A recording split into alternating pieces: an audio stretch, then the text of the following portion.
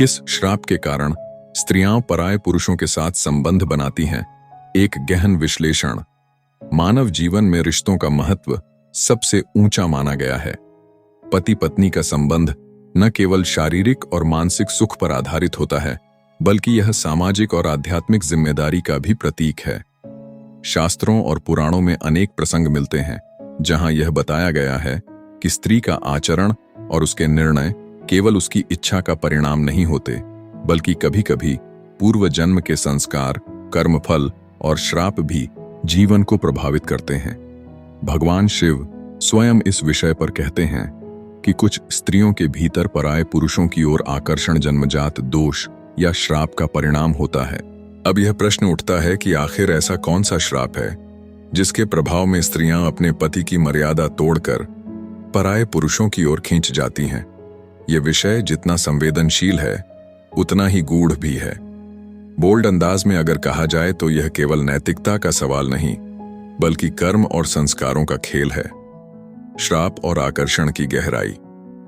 हिंदू धर्म में श्राप और वरदान दोनों ही शक्तियां बताई गई हैं। श्राप किसी विशेष कर्म के परिणाम स्वरूप मिलता है और वह जन्म जन्मांतर तक साथ चलता है। मान्यता है कि कुछ स्त्रियों को अपने पूर्व जन्म में किए गए कर्मों के कारण ऐसा श्राप प्राप्त होता है जिससे वे अपने वर्तमान जीवन में पति के अलावा अन्य पुरुषों की ओर आकृष्ट होती हैं।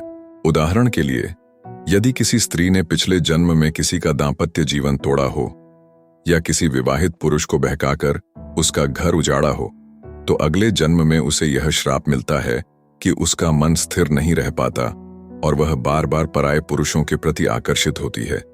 यह आकर्षण केवल शारीरिक नहीं, बल्कि मानसिक और भावनात्मक स्तर पर भी दिखाई देता है। आज के समय में इस विषय को केवल धर्म या पुराणों से जोड़कर नहीं देखा जा सकता। आधुनिक मनोविज्ञान भी मानता है कि कई बार स्त्रियां अपनी भावनात्मक कमी, अकेलेपन या दाम्पत्य जीवन में असंतोष के कारण बाहरी आकर्षण की ओर बढ़ती हैं। यह वही स्थिति है जिसे शास्त्रों ने श्राप का प्रभाव कहा है। बोल्ड शब्दों में कहें तो यह एक ऐसी आग है जो भीतर से धीरे धीरे जलती है और जब उसे सही दिशा नहीं मिलती तो वह किसी गलत रिश्ते का रूप ले लेती है। दोस्तों, अगर आपको यह विषय सोचने पर मजबूर कर रहा है तो अभी चैनल को लाइक, सब्सक्राइब और शेयर जरूर करें ताकि ऐसे और भी गहरे विषय आप तक पहुंचते रहें। शास्त्रों में कहा गया है कि स्त्री और पुरुष दोनों को अपने दांपत्य जीवन को संतुलित बनाए रखने के लिए संयम और समर्पण जरूरी है। लेकिन जब स्त्री को श्राप जनित आकर्षण घेर लेता है तो वह चाहकर भी खुद को रोक नहीं पाती। एक छोटा उदाहरण लें, जैसे कोई व्यक्ति धूम्रपान की लत छोड़ना चाहता है। वह जानता है कि यह गलत है, स्वास्थ्य को नुकसान पहुंचाता है, लेकिन फिर भी वह आदत मजबूर कर देती है।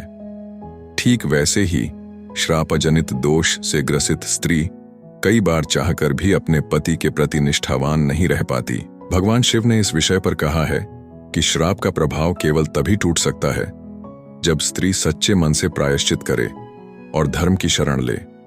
पूजा, व्रत और तपस्या से न केवल मन शुद्ध होता है, बल्कि पिछले जन्म के कर्मों का दोष भी धीरे धीरे कम होता है। यही कारण है कि हमारे शास्त्रों में सावन का सोमवार व्रत, करवा चौथ और पति की दीर्घायु हेतु व्रत जैसी परंपराएं रखी गई हैं। ये केवल परंपरा नहीं, बल्कि कर्म दोष को मिटाने का साधन भी है। मान लीजिए कोई महिला अपने पति के साथ रहते हुए भी मानसिक संतोष नहीं पा रही है। वह बार बार किसी दूसरे पुरुष से बातचीत में सुकून खोजती है। धीरे धीरे यह बातचीत एक गहरे संबंध में बदल जाती है। समाज इसे केवल अवैध संबंध कहकर देखता है, लेकिन आध्यात्मिक दृष्टि से यह एक श्राप का परिणाम माना जाता है। बोल्ड अंदाज में कहा जाए तो यह एक ऐसी बेड़ियां हैं जिनसे स्त्री खुद भी छुटकारा पाना चाहती है, लेकिन उसके भीतर का कर्म दोष उसे रोक देता है। अगर आप ऐसे रहस्यों को और गहराई से जानना चाहते हैं तो वीडियो को लाइक, सब्सक्राइब और शेयर करना ना भूलें। स्त्रियों का पराये पुरुषों की ओर आकर्षण केवल व्यक्तिगत कमजोरी या स्वार्थ नहीं है। यह कई बार पूर्व जन्म के कर्मों और श्राप का परिणाम होता है। शास्त्रों और भगवान शिव के उपदेश हमें बताते हैं कि जीवन में संयम, भक्ति और प्रायश्चित ही इस दोष को मिटाने का मार्ग है। समाज को चाहिए कि वह ऐसे मामलों को केवल कलंक न माने, बल्कि इसे आध्यात्मिक दृष्टि से भी समझे। जीवन का मूल मंत्र यही है कि हर रिश्ता पवित्र है और उसका सम्मान करना ही धर्म है।